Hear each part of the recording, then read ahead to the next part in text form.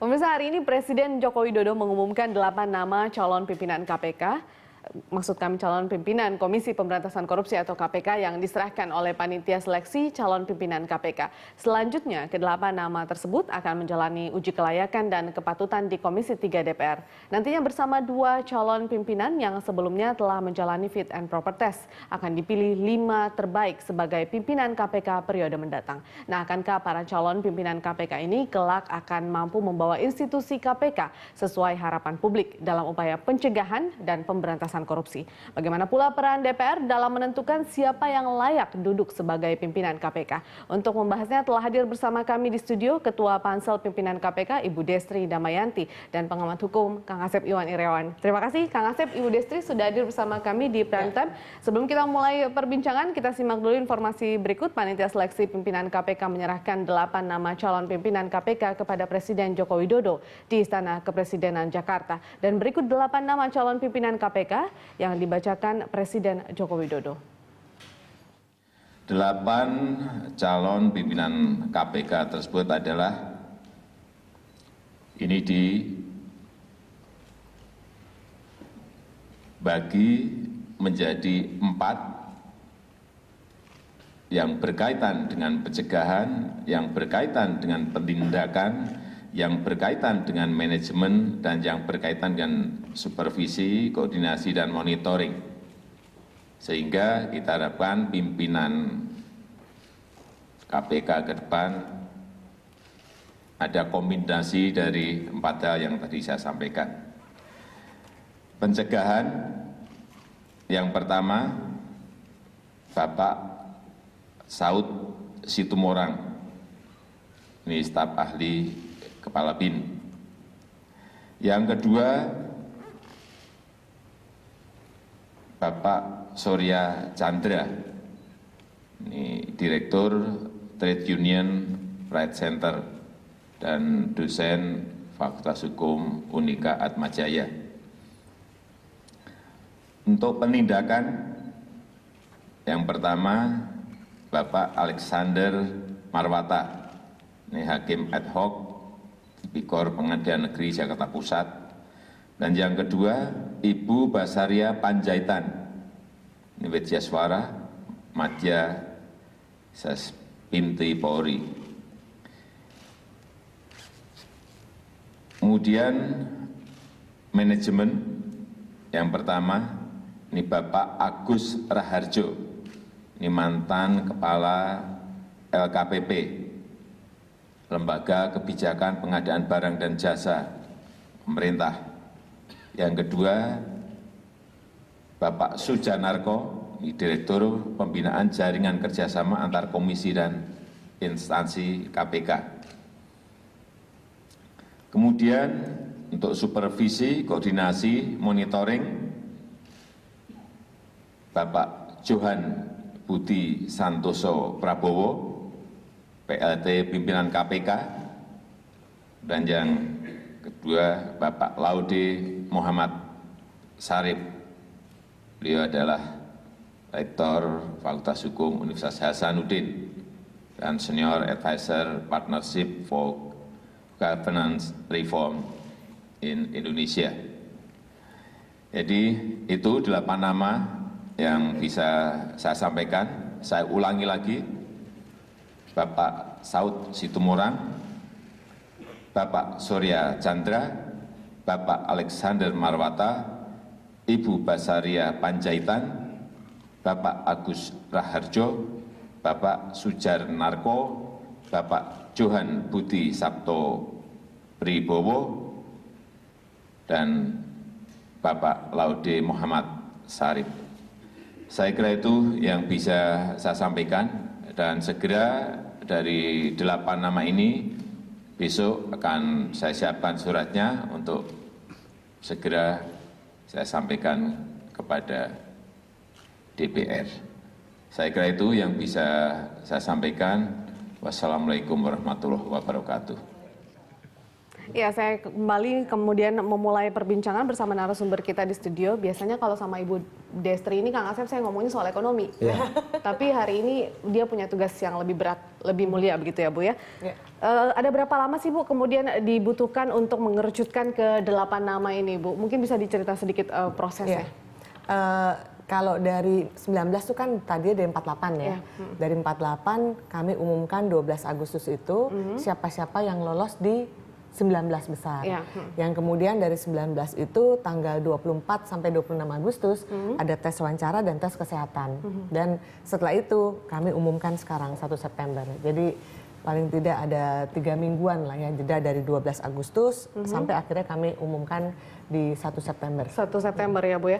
Dalam proses kemudian pengerucutan ke 8 nama ini kan isu yang berkembang terhadap nama-nama yang sudah disebutkan itu semakin kuat, Bu. Baik itu kemudian isu baik atau buruk, ataupun juga kemudian ada isu bahwa ada yang terlibat atau tersangka korupsi begitu, Bu. Bagaimana sebenarnya tim atau pansel ini kemudian berusaha memilah-milih namanya ataupun juga dengan jeli melihat siapa sebenarnya yang layak masuk ke 8 besar ini?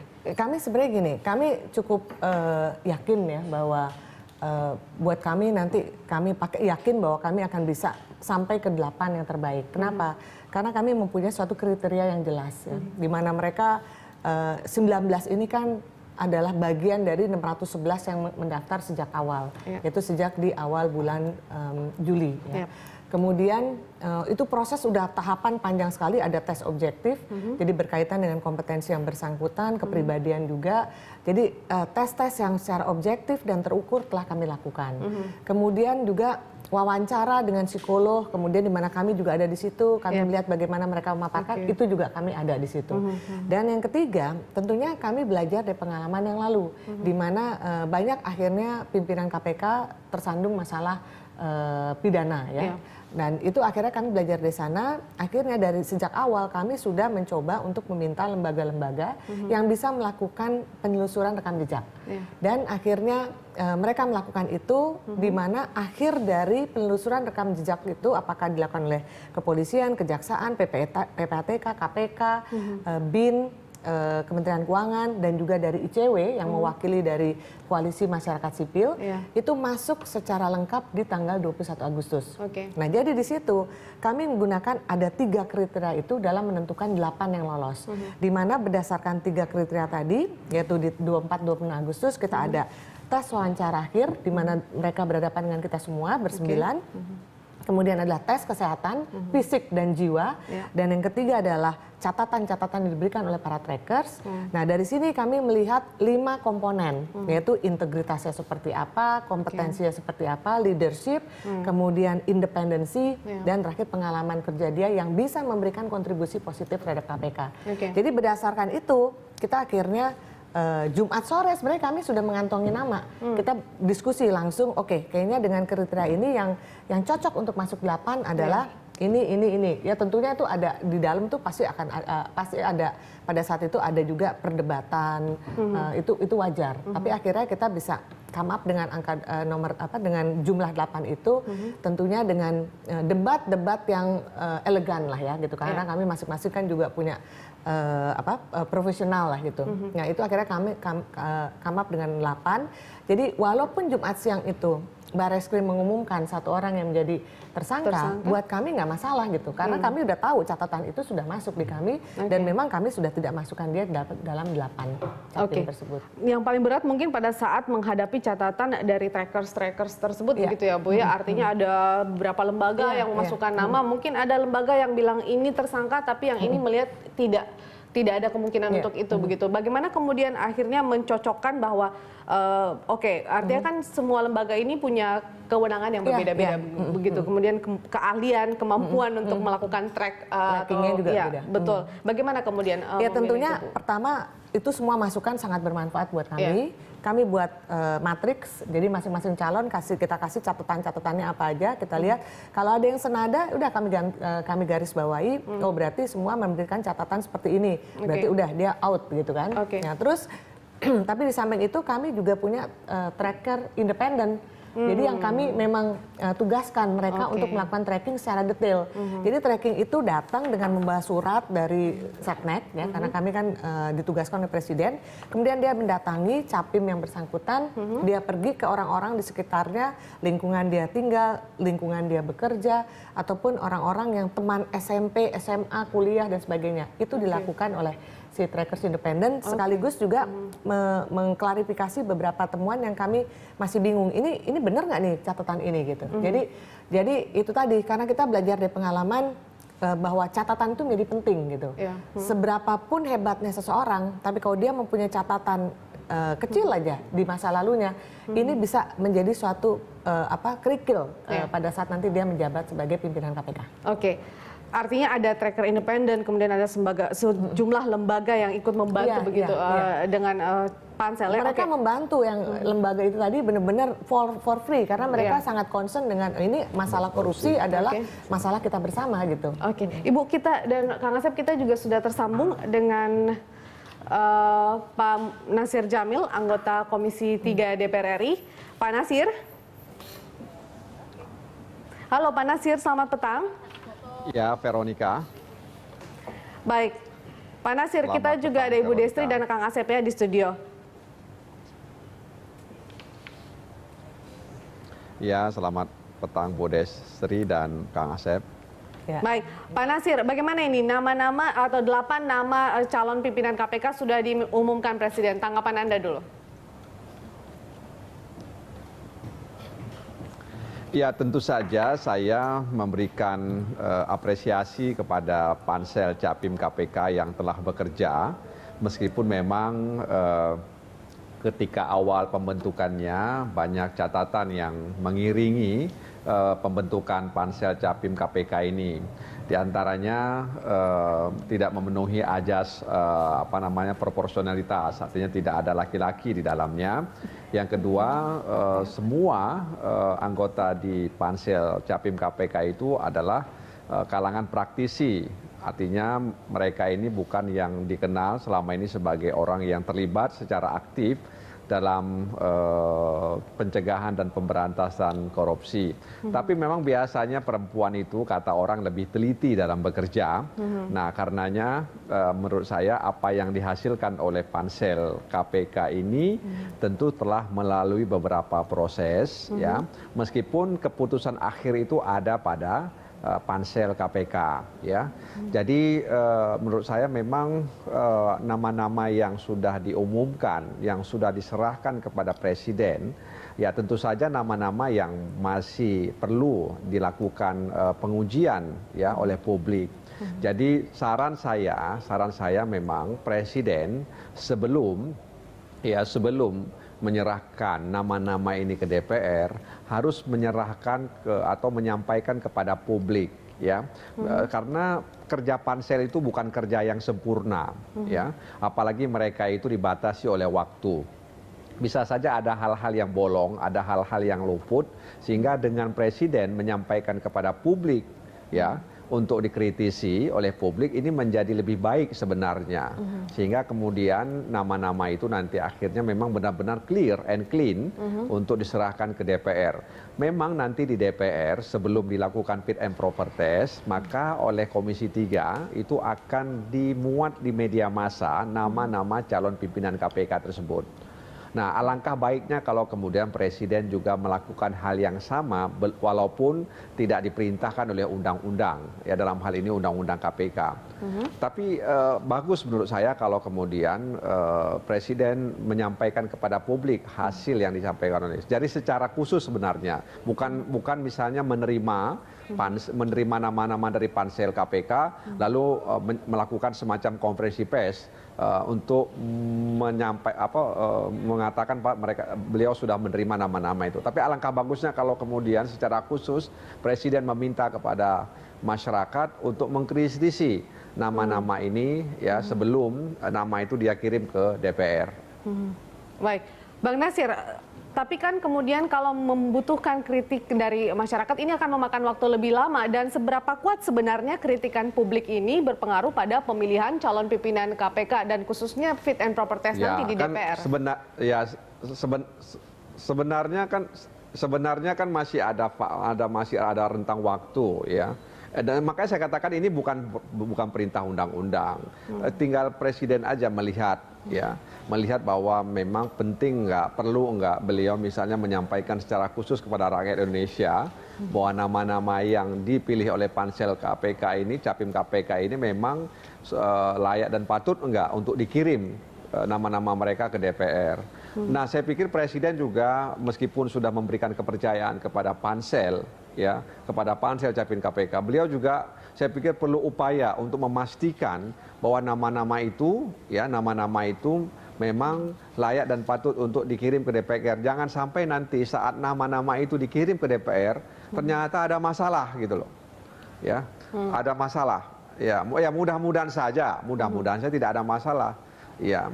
Jadi sebab kita tidak tahu ya, apalagi hari ini yang kita lihat yang terjadi itu supremasi penegak hukum, bukan supremasi hukum.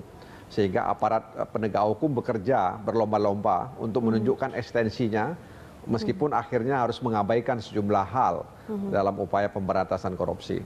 Baik, itu yang dibaca Pak Nasir sejauh ini. Kang Asep, kalau Anda melihat kemudian dengan himbauan dari Pak Nasir ataupun juga dari Komisi 3 DPR agar sebaiknya Presiden kemudian menyampaikan ke publik dan membutuhkan kritik dari masyarakat sebelum disampaikan ke DPR. Anda melihatnya itu perlu?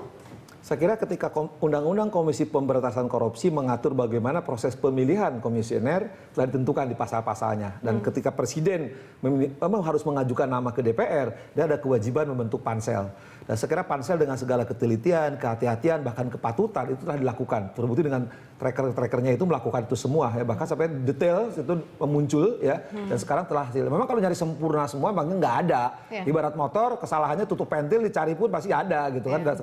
Dan termasuk saya sejak awal menduga ya setidaknya dari 8 itu, saya pikir umumnya ya dengan segala dulu ada keraguan kepada pansel, sekarang pansel menjawab 8 ini saya pikir mayoritas ya, saya katakan dan dasar teman-teman di koalisi masyarakat sipil cukup berbahagia gitu melihat 8, walaupun memang kita juga pasti keberatan pasti ada. Tapi kita harus apresiasi karena pansel telah melakukan tugasnya dengan sangat-sangat baik telah dijawab oleh pansel. Saya termasuk di awal meragukan kemampuan 9 ini, tapi terbukti sekarang 8 ini oleh 9 dipilih sangat-sangat, bahkan yang ukuran terakhir objektivitas di mana coba ketika ada menentukan ada tersangka penilaian pansel sama bahwa yang ditentukan tersangka tidak ada di situ, berarti apa setidaknya nilai objektivitas telah muncul yang dilakukan oleh pansel. Nah ketika pansel sudah diserahkan kepada Pak Jokowi dan Jokowi tadi di tayangan langsung mengumumkan hari itu 8 sehingga masyarakat juga tahu namanya, saya pikir sudah selesai tugas pansel sudah selesai. Nah sekarang justru 8 orang ini adalah kewajiban di DPR. Ketika pansel menentukan parameter 5 yang jelas, tegas, dan lugas, malah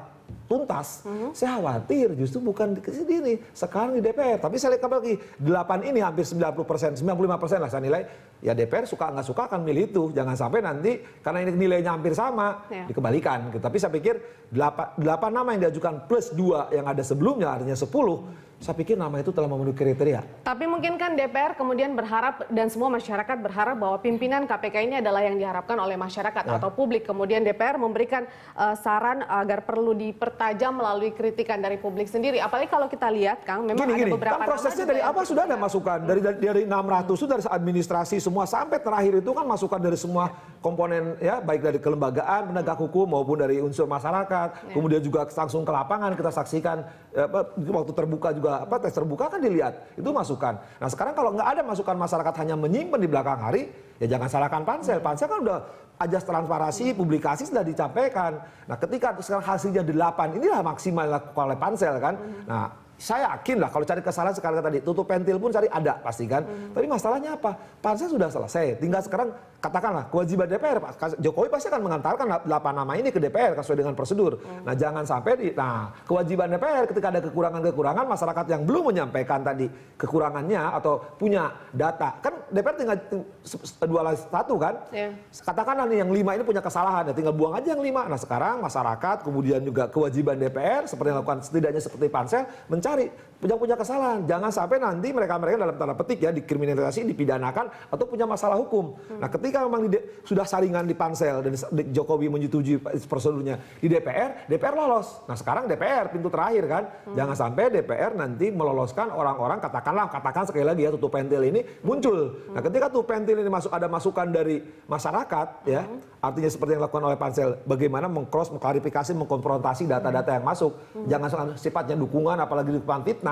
Tanpa data, tanpa fakta, tanpa bukti, itu harus hindari. Karena apa? Saya khawatir nanti kepentingan politik, walaupun itu lembaga politik, itu lebih kuat di DPR. Tapi sekali lagi, karena saya yakin yang 10 ini udah kuat kok. Ya, saya 1-2 lah yang saya sudah setuju lah. Tapi sekali lagi, ya kita hormati, apresiasi pansel. Saya dari 10 itu jujur aja ya. Saya jujur harus mengatakan, siapapun, minimal 8 orang itu, wah saya udah gelar karpet merah bagi saya. Oke, baik. Kita akan lanjutkan perbincangan di segmen berikutnya. Pemirsa tetaplah bersama kami di Prime Time Talk.